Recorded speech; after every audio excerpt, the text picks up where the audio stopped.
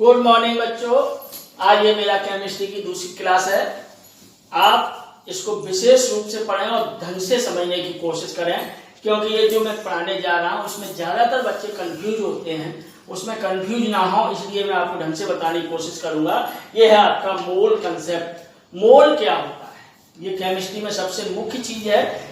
मोल समझ में आ गया तो तुम्हारे समझ में ज्यादातर केमिस्ट्री आ जाएगी। अब जैसे आप समझ लीजिए दर्जन, एक दर्जन। अब एक दर्जन का मतलब मेरी समझ से सारे बच्चे जानते होंगे, एक दर्जन का मतलब होता है 12। अब अगर केला लेने जा रहे हैं आप एक दर्जन, इसका मतलब है 12 केले। आम लेने जा रहे हैं तो इसका मतलब है 12 आम। अगर आप लकड़ी लेने जा रहे हैं 12 लकड़ी। कोई भी चीज अगर एक दर्जन लेते हैं तो उसका मतलब 12 होता है, चाहे कोई भी चीज ले लें, ठीक है ना। इसी तरीके से यानी कि संख्या निर्धारित है एक मोल में किसी भी वस्तु की संख्या एक दर्जन में निर्धारित है कि वो 12 होगी। 12 बोतल ली आपने तो 12 हो गए, ठीक है, एक दर्जन हो गया।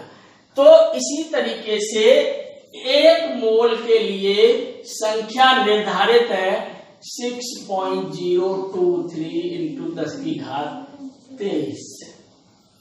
यह संख्या निर्धारित है, यानी किसी भी परमाणु में अगर इतने परमाणु है किसी भी पदार्थ के तो वो एक मोल है, चाहे अणु है या परमाणु है। जैसे हमने जल लिया, जल के अगर इतने अणु लिए जाएं तो वो एक मोल जल कहलाएगा। समझ रहे हैं मेरी बात। ये निश्चित है। इस संख्या को हम आवोगाद्रो संख्या भी कहते हैं।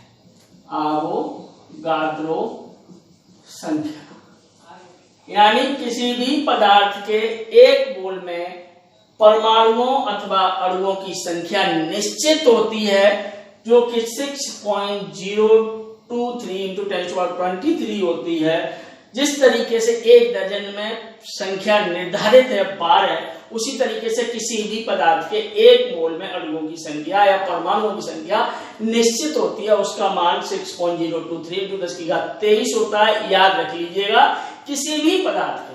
दूसरी चीज, अगर इसको ग्राम में लिया जाए तो एक मोल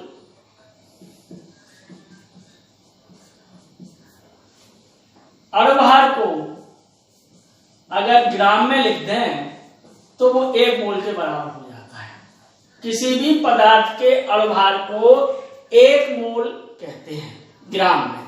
जैसे जल है, जल H2O होता है, इसका 18 हो गया अणुभार, यानी 18 ग्राम जल लिया जाए तो वो एक मोल के बराबर हो, एक मोल जल के बराबर होगा। जैसे NaCl है 23.35.5 यानी 58.5 जल NaCl। तो ये एक मोल NaCl है। यानी किसी भी पदार्थ के अणुभार को अगर ग्राम में लिख देते हैं तो वो एक मोल के बराबर होता है। तो यहां से फॉर्मूला निकल के आया, मोल बराबर हो जाता है भार बट्टे अणुभार, W बट्टे। ये होता है भार बट्टे अणुभार मोल। यानी कि आप ध्यान दें, बिल्कुल निश्चित दिमाग में क्लियर कर लें कि एक मोल में किसी भी पदार्थ के अणुओं अथवा परमाणुओं की संख्या इतनी होती है, जो कि आवोगाद्रो की संख्या के बराबर होती है।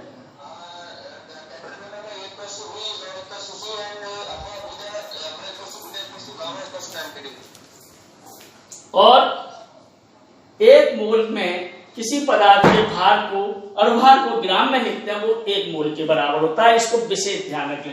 तीसरी चीज, STP पर स्टैंडर्ड टेम्परेचर एंड प्रेशर, एक मोल गैस का आयतन, मोल गैस, ध्यान देना गैस बोल रहा हूं मैं, गैस का आयतन जो होता है वो 22.4 लीटर होता है या 22,400 मिलीलीटर होता है।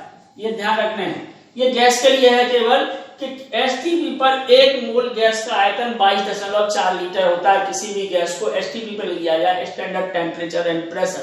स्टैंडर्ड टेम्परेचर प्रेशर होता है 0 डिग्री C टेम्परेचर और 760 mm यानी 1 वायुमंडलीय दाब, इतने पर अगर हम किसी गैस को लेते हैं किसी बर्तन में तो उसका आयतन 22.4 लीटर होता है और 22,400 मिलीलीटर होता है। ये 3 कॉन्सेप्ट हैं मोल के, ध्यान रखना, एक ये, यानी कि एक मोल में अणुओं परमाणुओं की संख्या निश्चित 6.023 × 10⁻23 याद रख लें। इसे एवोगाड्रो संख्या कहते हैं, Na से भी डिनोट करते हैं इसको। दूसरा, एक मोल में अणुभार को अगर ग्राम में लिखते हैं किसी भी पदार्थ के तो वो 1 मोल बन जाता है, कोई भी हो। जैसे H2 गैस है, हाइड्रोजन गैस है H2, तो इसका 2 ग्राम H2 लेना तो 1 मोल H2। केवल अणुभार से मतलब है और कोई मतलब नहीं है, अणुभार को ग्राम में लिख देंगे तो वो मोल बन जाता है। तीसरी बात, एसटीपी पर किसी पदार्थ गैस के 1 मोल का आयतन 22.4 लीटर यानी 22,400 मिलीलीटर होता है। ये आपका तीसरे पॉइंट। हाँ बच्चों, अभी मैंने आपको बताया था मोल कॉन्सेप्ट। मोल आप समझ गए होंगे, यानी किसी भी पदार्थ के अणुभार को या परमाणु भार को ग्राम में लिखने पर वो 1 मोल बन जाता है। तो अब हम आते हैं, कल आपको हमने नॉर्मलता बताया था, अब आते हैं मोलरता। मोलरता होती है किसी भी विलयन में 1 लीटर में उपस्थित विलेय के मोलों की संख्या, मोलरता कहलाती है। इसे कैपिटल M से लिखते हैं, मोलरता कैपिटल M बराबर विलेय के मोलों की संख्या बट्टे विलयन का आयतन लीटर में। ये इसका फॉर्मूला है, ध्यान रखें। M बराबर होता है विलेय का भार, अभी फॉर्मूला में लिखा है इसका, मोलों की संख्या का, बट्टे अणुभार बट्टे विलयन का आयतन लीटर में। यह होता है मोलरता। मोलरता होता है किसी भी विलयन के अंदर उपस्थित विलेय के मोलों की संख्या बट्टे विलयन का आयतन लीटर में। अगर मिली में दिया हो तो 1000 का भाग यहां लगेगा, वो ऊपर पहुंच जाएगा 1000। इस तरीके से ये फॉर्मूला बन जाता है मोलरता M बराबर सेमी मोलर, जैसे कल बताया था मैंने वो नॉर्मलता में, उसकी मोलरता होती है M/2। देसी मोलर M/10, सेंटीमोलर M/100। इस तरीके से किसी भी मोलरता को ज्ञात कर सकते हैं। हमारे पास ये आ गई मोलरता, विलेय के मोलों की संख्या बट्टे विलयन का आयतन लीटर में। अब नॉर्मलता और मोलरता में संबंध क्या होता है? नॉर्मलता बराबर M गुणा मोलरता। N है, कल बताया था मैंने, अम्लता अथवा क्षारकता, ये सूत्र है। इसलिए न्यूमेरिकल आते हैं, इस पर ध्यान रखें, कंपटीशन में भी आते हैं, नीट में भी आते हैं, हर एक में नॉर्मलता और मोलरता से क्वेश्चन आता है। अगला पॉइंट है आपका मोललता। इसको स्मॉल m से लिखते हैं। ये होता है स्मॉल m बराबर विलेय के मोलों की संख्या बट्टे विलायक का भार किलोग्राम में। इसमें हम भार लेते हैं, इसको मोललता कहते हैं। ल उसमें ल र है, इसमें ल है। इसे स्मॉल m से लेते हैं। ये होता है विलेय के मोलों की संख्या बट्टे विलायक का भार किलोग्राम में। अगर ग्राम में दिया है तो 1000 से भाग लगा देंगे, ऊपर पहुंच जाएगा। इस तरीके से भी विलयन की मोललता और मोलरता ज्ञात कर सकते हैं। अगला पॉइंट है आपका मोल प्रभाज, मोल फ्रैक्शन। ध्यान रखना, मोल अगर आपको नहीं आएंगे ये कुछ नहीं कर पाएंगे। मोल कॉन्सेप्ट मैंने दे दिया, उसी के अकॉर्डिंग ये होते हैं। तो किसी विलयन में मैंने जो 2 चीज बताई थी, एक तो विलेय होता है, ध्यान रखें, एक विलायक होता है, और ये दोनों मिलकर के विलयन बनाते हैं। अब अगर इसका भार दिया है ग्राम में, इसका भी भार दिया है ग्राम में, तो इसके मोलों की संख्या हम निकाल लेंगे। विलेय के n बराबर भार बट्टे अड़भार, और विलायक के मोल बराबर इसका भार बट्टे अड़भार। इतना तो आप सब लोग कर सकते, आसानी से कर सकते हैं। विलेय के मोल और विलायक के मोल आप निकाल सकते हैं अगर उनका भार ग्राम में दिया हुआ है तो। भार बट्टे अड़भार और भार बट्टे अड़भार करके इनके मोलों की संख्या ज्ञात हो जाती है। तो अगर इनका प्रभाज निकालना है, भाग निकालना है, अगर विलेय के मोल प्रभाज निकालने हैं, मोल प्रभाज विलेय के मोलों की संख्या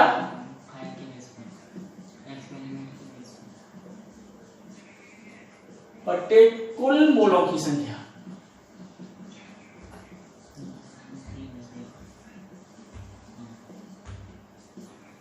विलेय का मोल प्रभाज हो गया आपका विलेय के मोलों की संख्या बट्टे कुल मोलों की संख्या।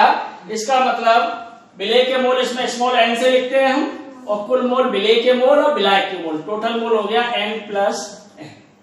ये आ गया आपका विलेय के मोल प्रभाज। ध्यान रखें, विलेय के मोलों की संख्या बट्टे कुल मोलों की संख्या।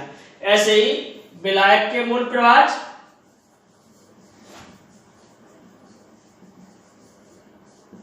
बराबर हो जाएगा विलायक के मोलों की संख्या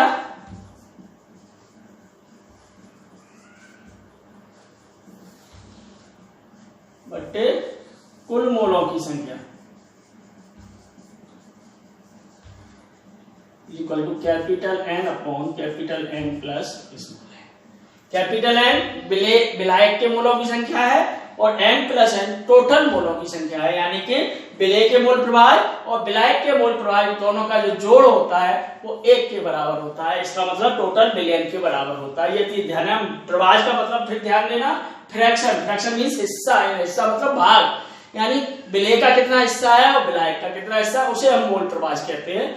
यानी मोल प्रभाज विलेय के मोलों की संख्या बट्टे कुल मोलों की संख्या, विलेय का मोल प्रभाज। इसी टाइप से विलायक का मोल प्रभाज होता है विलायक के मोलों की संख्या बट्टे कुल मोलों की संख्या, ये विलायक का मोल प्रभाज होता है।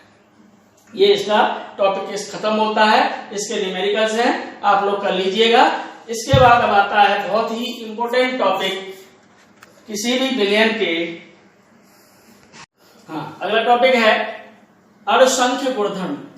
तनु विलयनों के लिए, तनु मतलब जानते ही हो पतले, बहुत कम पतले, मतलब गाढ़े नहीं, उन विलयनों के वे गुणधर्म, वे गुण, वे प्रॉपर्टी जो उनके विलयन में अणुओं की संख्या पर निर्भर करती है, उन गुणों को अणुसंख्य गुणधर्म कहते हैं।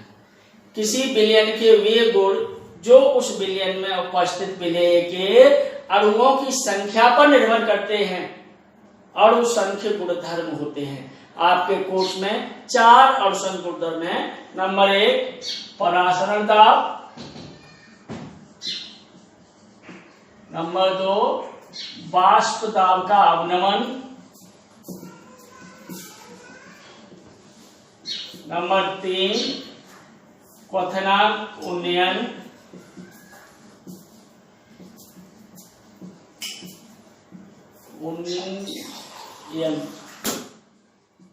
नंबर 4 हिमांक का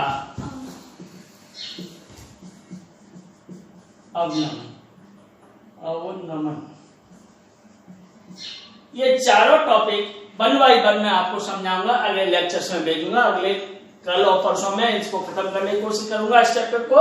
यानी अणुसंख्य गुणधर्म पहले समझ लीजिए क्या होते हैं। वे गुण किसी भी विलयन के जो अणुओं की संख्या पर निर्भर करते हैं, अणुओं की प्रकृति, संगठन अथवा उनके गुणों पर निर्भर नहीं करते। ध्यान देना, अणुओं की संख्या पर निर्भर करते हैं। ये अणुओं के गुण, संगठन, प्रकृति इस पर निर्भर नहीं करते, अणुसंख्य गुणधर्म कहलाते हैं। ये अणुसंख्य गुणधर्म आपके 4 हैं, परासरण दाब, वाष्प दाब का अवनमन, क्वथनांक का उन्नयन और हिमांक का अवनमन। इन चारों को हम एक एक करके डिफाइन करेंगे। इसका एक न्यूमेरिकल बोर्ड एग्जाम में आता है, इस चीज को आप विशेष ध्यान रखें।